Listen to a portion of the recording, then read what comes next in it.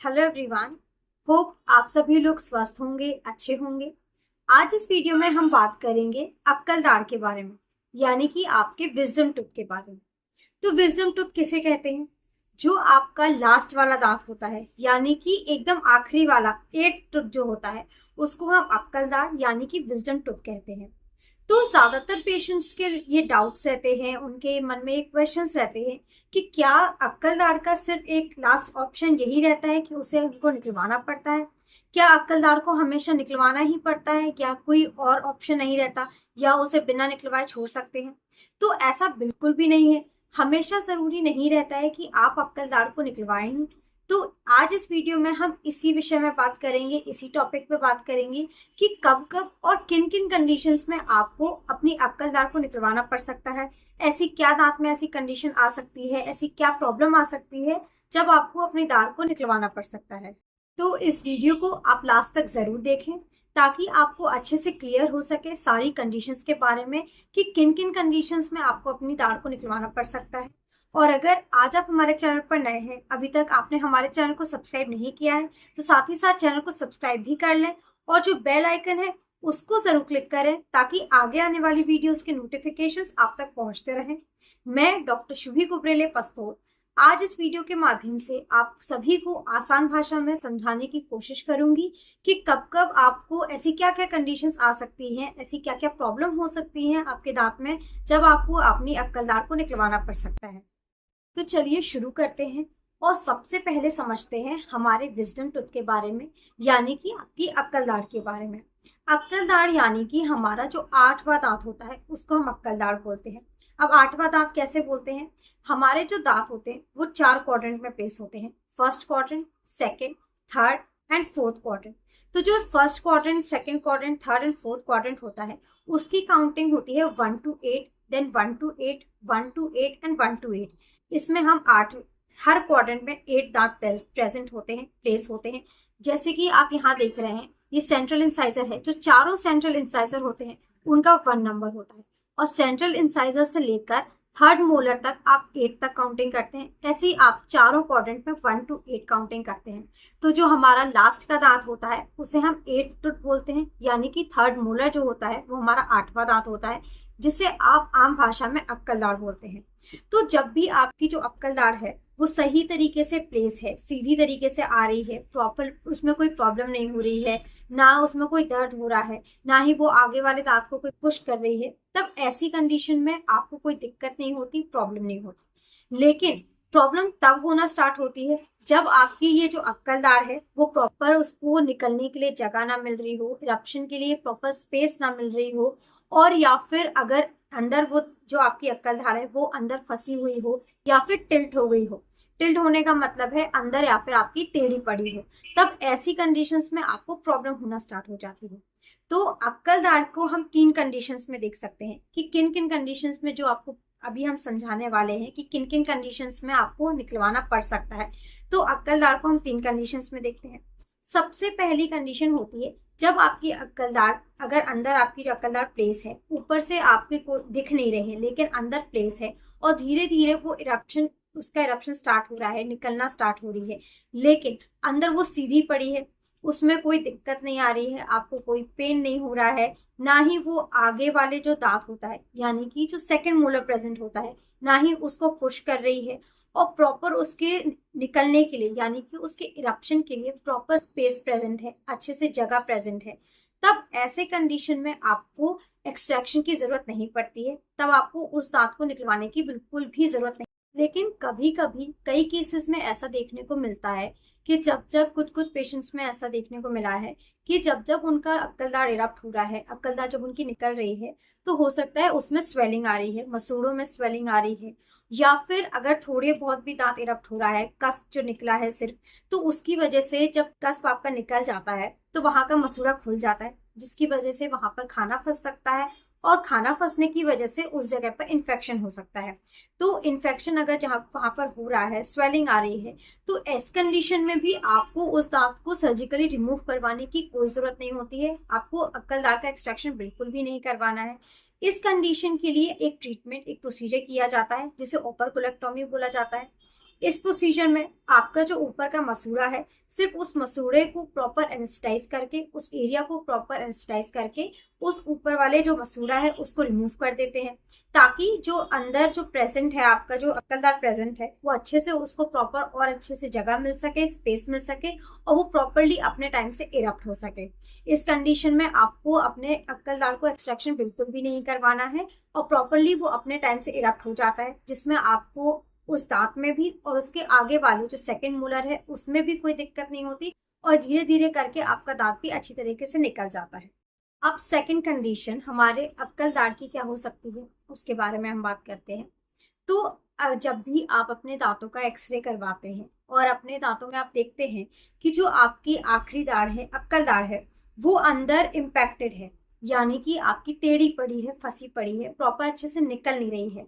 लेकिन इसमें भी दो ऑप्शन हो सकते हैं। अब इसके लिए आप क्या करवाएं, इसमें भी आपके दो ऑप्शन हो सकते हैं। फर्स्ट हो सकता है कि जब भी आपकी जो अक्कलदार है वो हो सकता है कि टेढ़ी पड़ी है, प्रॉपर अच्छे से निकल नहीं रही है, उसको प्रॉपर स्पेस नहीं मिल रहा है, लेकिन उस अक्कलदार से आपको कोई दिक्कत नहीं हो रही है। उस अक्कलदार के बीच में और आपके जो उसके आगे जो दांत है, सेकंड मोलर जो प्रेजेंट है, उन दोनों दांत के बीच में प्रॉपर जगह है, जिसकी वजह से जो आपकी जो अक्कलदार है वो आपके सेकंड मोलर को पुश नहीं कर रही है, उसको नहीं धकेल रही है, उसमें कोई इन्फेक्शन नहीं हो रहा है, उसमें कोई दिक्कत नहीं हो रही है, आपको दर्द नहीं हो रहा है और प्रॉपर सिर्फ वो वहां पे पड़ी हुई है। तो जब तक अगर आपको उसमें कोई दर्द नहीं है, दिक्कत नहीं हो रही है, उस दाढ़ की वजह से आपके आगे वाले दांत में भी कोई दिक्कत नहीं हो रही हो, वो भी अच्छे से प्लेस है, तो ऐसी कंडीशन में आपको उस दांत का कोई भी ट्रीटमेंट करवाने की जरूरत नहीं पड़ती है। आपको जरूरत नहीं पड़ती कि आप उस दांत को जाके निकलवाएं।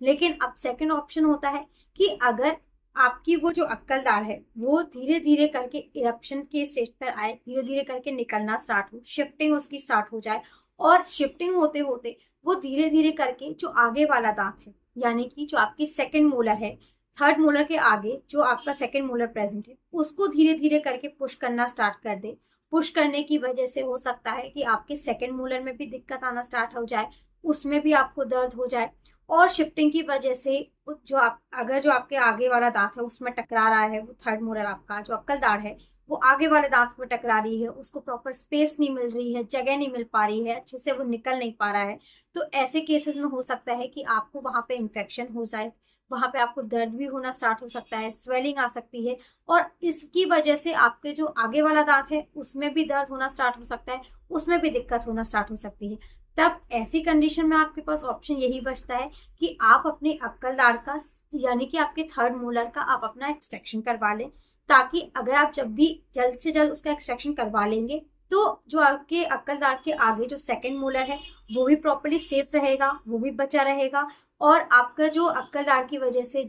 जो दर्द हो रहा है वो प्रॉपर इरप्ट नहीं हो पा रही है, निकल नहीं पा रही है, जगह नहीं मिल पा रही है, जिसकी वजह से आपको वहाँ पे स्वेलिंग हो रही है, दिक्कत हो रही है, दर्द हो रहा है, वो भी बंद हो जाएगा। तब ऐसी कंडीशन में जहां आपकी अक्कलदार प्रॉब्लम क्रिएट करती है, आगे वाले दांत में भी प्रॉब्लम क्रिएट करती है, तब ऐसी कंडीशन में आपको उस अक्कलदार का एक्सट्रैक्शन करवाना पड़ता है। अब थर्ड कंडीशन क्या हो सकती है अक्कलदार में?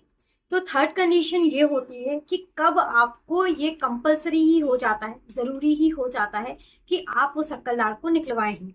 तो ये कंडीशन तब होती है जब आपकी जो अक्कलदार, जो इम्पैक्टेड अक्कलदार पड़ी है, जो टेढ़ी पड़ी है, वो आपकी अक्कलदार जो आगे वाला दांत है, यानी कि आपके जो सेकंड मोलर है, उसको पुश कर रही है, उसमें दिक्कत दे रही है और इतना पुश करने की वजह से अगर आप प्रॉपर उसका ट्रीटमेंट नहीं करवा रहे, सही टाइम पे उसको आपने नहीं निकलवाया है और आगे पुश होते होते वो आपके जो आगे वाला दांत है उसको दिक्कत दे रही है, उसको खराब कर रही है और धीरे धीरे करके उसमें भी इन्फेक्शन क्रिएट हो रहा है, आपको अक्कलदार का भी दर्द हो रहा है, उसमें भी दर्द हो रहा है और साथ ही साथ जो आगे वाला दांत है उसमें भी तेज दर्द होना स्टार्ट हो गया है। उसके पुश करने की वजह से हो सकता है कि आपके जो आगे वाला दांत है उसमें एक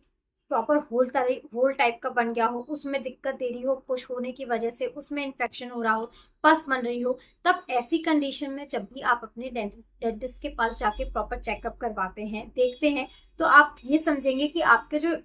जो दांत में जो दिक्कत हो रही है, दोनों दांतों में जो दिक्कत हो रही है, वो आपकी अक्कल दाढ़ की वजह से हो रही है। वो अक्कल दाढ़ को प्रॉपर अच्छे से जगह नहीं मिल रही है, स्पेस नहीं मिल पा रहा है इरप्शन के लिए, निकलने के लिए प्रॉपर स्पेस नहीं मिल पा रहा है, और वो धीरे धीरे करके पुश करते करते आपके आगे वाले दांत को भी खराब कर रही है। तो ऐसी कंडीशन में भी आपके लिए कंपलसरी हो जाता है, ऐसी कंडीशन में जरूरी रहता है कि आप अपने अक्कल दाढ़ को रिमूव करवाएं, उसको सर्जिकली आप उसको एक्सट्रैक्शन करवाएं, और साथ ही साथ जो उसकी वजह से जो आगे वाले दांत में दिक्कत हो रही है, उसको आप प्रॉपर ट्रीटमेंट से, रूट कैनाल ट्रीटमेंट से सेव कर लें। तो ये 3 कंडीशंस हो सकती हैं आपके अक्कल दाढ़ में कि किन किन कंडीशंस में आपको क्या क्या ट्रीटमेंट करना चाहिए। पहली कंडीशन होती है कि अगर आपका अक्कल दाढ़ जो है प्रॉपरली प्लेस है, उसमें कोई दिक्कत नहीं हो रही है, स्पेस भी प्रॉपर प्रेजेंट है, वो आगे वाले दांत को कोई दिक्कत नहीं दे रहा है, तब उस कंडीशन में आपको अपनी अक्कल दाढ़ का कोई भी ट्रीटमेंट करवाने की जरूरत नहीं है, उसको निकलवाने की जरूरत नहीं है। सेकंड कंडीशन, अगर वो प्रॉपर प्लेस नहीं है, टिल्टेड प्लेस है, इम्पैक्टेड है, और धीरे धीरे करके इम्पैक्शन की वजह से हो सकता है धीरे धीरे जब वो निकलना स्टार्ट हो, प्रॉपर जगह नहीं मिल रही हो, और धीरे धीरे वो आगे वाले दांतों में भी दिक्कत देना स्टार्ट हो जाए, दर्द हो आगे वाले दांत में, तब आपको निकलवाना पड़ता है। और थर्ड कंडीशन ये होती है कि आपको, अगर आपके अक्कल दाढ़ की वजह से आपका आगे वाला दांत भी खराब हो रहा है, इन्फेक्शन ज्यादा बढ़ने लगा है, आपको तेज दर्द होना स्टार्ट हो गया है, स्वेलिंग आ रही है, तब आपके लिए कंपलसरी हो जाता है कि आप अपनी अक्कल दाढ़ को निकलवाएं, ताकि अक्कल दाढ़ की वजह से जो आगे वाला दांत है वो भी खराब ना हो, बचा रहे, और अगर उसमें अक्कल दाढ़ की वजह से वो खराब हो भी रहा है, उसमें इन्फेक्शन हुआ है, तो उस इन्फेक्शन के लिए आप रूट कैनाल ट्रीटमेंट करवा के उसको भी सेव कर लें। तो इन शॉर्ट, जो काफी लोगों के क्वेश्चंस थे, डाउट्स थे अभी तक, कि क्या अक्कल दाढ़ को उन्हें निकलवाना ही पड़ेगा, क्या अक्कल दाढ़ का सिर्फ ऑप्शन एक्सट्रैक्शन ही रहता है, क्या हमेशा अक्कल दाढ़ को एक्सट्रैक्ट ही करवाना पड़ता है, क्या उसे वहां नहीं छोड़ सकते? तो ऐसा बिल्कुल भी नहीं है, अक्कल दाढ़ का हमेशा एक्सट्रैक्शन नहीं करवाना पड़ता है। अगर आपकी अक्कल दाढ़ की वजह से अगर आपको कोई दिक्कत हो रही है, अगर वहां पे आपको पेन हो रहा है, आपको स्वेलिंग आ रही है, इन्फेक्शन हो रहा है, अगर आपकी अक्कल दाढ़ अंदर आपकी फंसी हुई है, टिल्टेड है, इम्पैक्टेड है आपका विजडम टूथ, और उसकी वजह से जो आगे वाला दांत है उसमें भी दिक्कत हो रही है, उसमें भी दर्द हो रहा है, आगे वाले दांत को भी वो खराब कर रही है, उसको पुश कर रहा है, तो ऐसी कंडीशन में जरूरी हो जाता है कि आप उस अक्कल दाढ़ को निकलवाएं, उसका एक्सट्रैक्शन करवाएं। लेकिन अगर अक्कल दाढ़ में आपको कोई दर्द नहीं है, वो प्रॉपर अच्छे से इरप्ट हो रही है, उसके लिए अच्छे से स्पेस प्रेजेंट है, प्रॉपर जगह है, वो उसमें अगर आपको कोई दर्द नहीं है, वहां पे इंफेक्शन नहीं है, स्वेलिंग नहीं है, और उसकी वजह से आगे वाले दांत में भी कोई दिक्कत नहीं हो रही है, प्रॉपर अच्छे से इरप्ट हो रही है, तो उस कंडीशन में आपको एक्सट्रैक्शन बिल्कुल भी नहीं कराना है। प्रॉपर अपने टाइम से आपकी जो अक्कल दाढ़ है वो इरप्ट हो जाती है। तो एक्सट्रैक्शन के लिए सिर्फ एक ही कंडीशन होती है